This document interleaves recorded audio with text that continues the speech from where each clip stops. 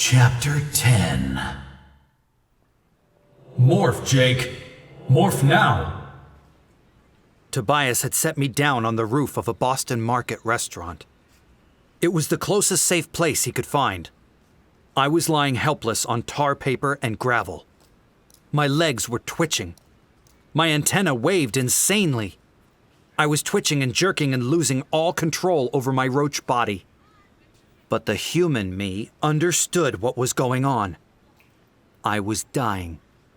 I had watched roaches die from poisoning. I had stood over them and thought, "Ha!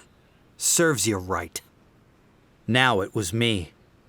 Now it was my body that was failing. I was the one suffocating and jerking. Jake, you have to morph out of this. Do it. Concentrate. I knew he was right. It was the only way to stay alive, but it was so hard to focus when I was trapped inside a dying body. I tried to picture myself human. I tried to form a mental image of myself. But that picture was all mixed up with dolphins and birds and tigers. And the dream. I was in it now, as the delirium swept over me.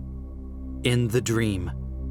I was the tiger, moving with perfect silence. Each muscle like liquid steel.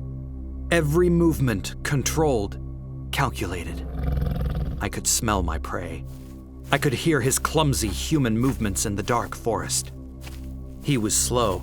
He was weak. He could not escape me. I would destroy him.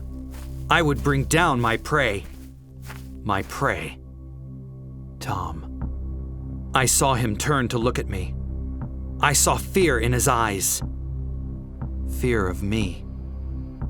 I settled back on my haunches, preparing for the final lunge.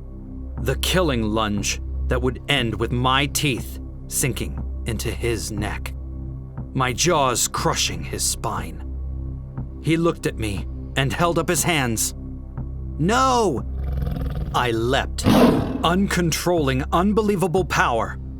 I leapt. A huge, unstoppable hunter. I roared, a thunderous cry of triumph that could be heard for miles. And then I saw the tiger, saw myself, saw orange striped fur and ruthless yellow eyes and saber teeth and claws that could rip open a buffalo, hurtling toward me. Tom had become the tiger, and I was his prey. I closed my eyes, and when I opened them again, I saw, right above me, fierce eyes staring down from just a few inches away. The eyes of a hawk. Are you okay? Tobias asked. I raised my hand to look at it. Fingers. 5 of them. I don't know. Am I okay? You seem to have all your major limbs and so on, Tobias said. But it was a weird morph. You got poisoned pretty badly, I think.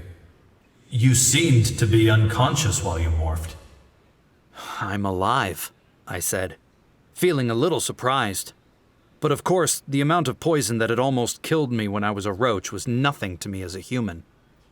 Where are we? On the roof of a fast food restaurant. You saved my butt, Tobias. No problem. I am your own personal Air Force, dude. Just call in the air support anytime you need it. I sat up.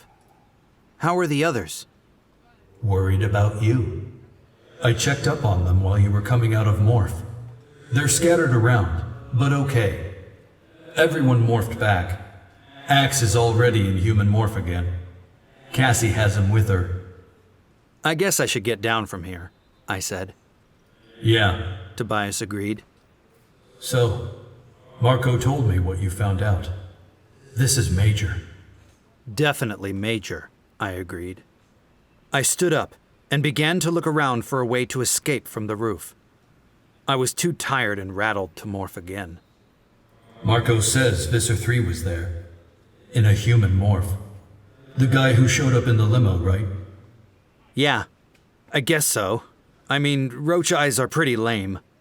I can only go by what I heard. I saw him leave. Right after I lifted you out of there. Tobias said.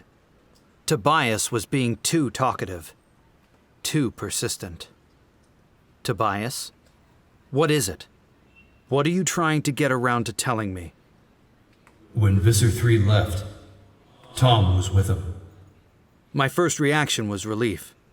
Visser 3 had ordered someone executed in that meeting. It had not been Tom. How did they look together? Visser 3 and Tom.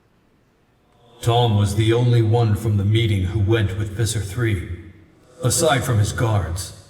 Tom was acting sort of careful around Visser 3, but he looked like he was pretty cocky around the guards. It's hard to say, Jake, but if I had to guess, I'd say Tom and Visser 3 are tight. Yeah, I said. I have a feeling maybe Tom is kind of responsible for a big part of this hospital plan. I shut up and thought for a second. What will Visser 3 do to Tom if this great plan is destroyed? Tobias said nothing. He knew the answer. Those who fail Visser 3 die.